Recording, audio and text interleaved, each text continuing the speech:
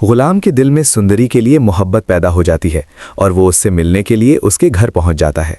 जैसे ही सुंदरी गुलाम को अपने सामने देखती है तो फौरन उसे अंदर बुला लेती है। गुलाम सुंदरी से कहता है कि मुझे आपसे मोहब्बत हो गई है, आपकी मोहब्बत ही मुझे आपके घर तक ले आई है। ये सुनकर सुंदरी हैरान हो जाती है, लेकिन उसी वक्त गुलाम को बादशाह की कॉल आ जाती है और वो फौरन बादशाह के पास चला जाता है। गुलाम को खुश देखकर बादशाह कहता है कि आज तुम मुझे बहुत खुश नजर आ रहे हो। गुलाम जवाब देता है कि मुझे भी आपकी तरह एक लड़की से मोहब्बत हो गई है और उसके बगैर रहना मेरे लिए बहुत मुश्किल हो गया है। आज मैं उसके घर गया था और उससे अपनी मोहब्बत का इजहार कराया हूँ।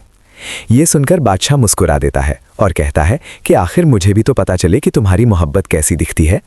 गुलाम बादशाह को सुंदरी से मिलवाने के लिए उसके घर ले जाता है।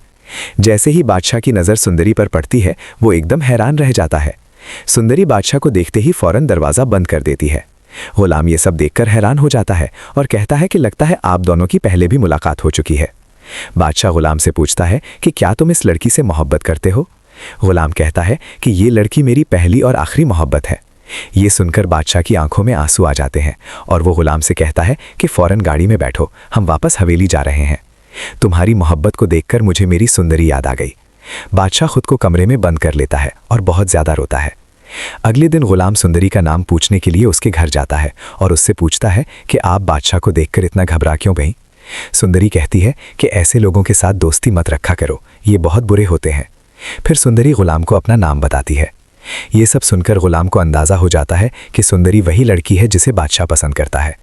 गुलाम फौरन बादशाह के पास पहुंचता है, मगर बेगम साहिबा बताती हैं कि बादशाह ने खुद को कमरे में बंद कर रखा है।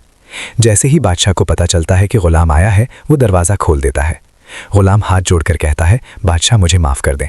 अगर मुझे मालूम होता कि सुंदरी वही लड़की है जिससे आप मोहब्बत करते हैं तो मैं कभी उसकी तरह आंख उठाकर भी ना देखता।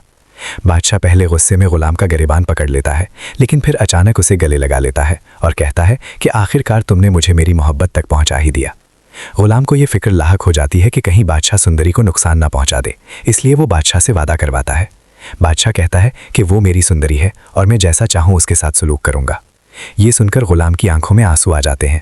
इसी दौरान लज्जू सुंदरी के घर के सामने बेहोश होकर गिर जाती है। सुंदरी फौरन उसे उठाकर अपने घर ले आती है। होश में आने पर लज्जू कहती है कि बेटा, तुम्हारी माँ ने तुम्हारी बहुत अच्छी परवरिश की है। ये सुनकर सुंदरी की आंखों में आंसू आ जाते हैं। लज्जू समझ जाती है कि सुंदरी की माँ अब इस दुनिया में नहीं रही। लज्जू सुंदरी को गले लगाकर कहती है कि बेटा, तुम मुझे माँ कह सकती हो। सुंदरी ये सुनकर मुस्कुरा देती है। इसी वक्त गुलाम भी सुंदरी के घर के बाहर पहुंच जाता है। जैसे ही लज्जू बाहर आती है, गुलाम अपनी माँ को देखकर हैरान रह जाता है।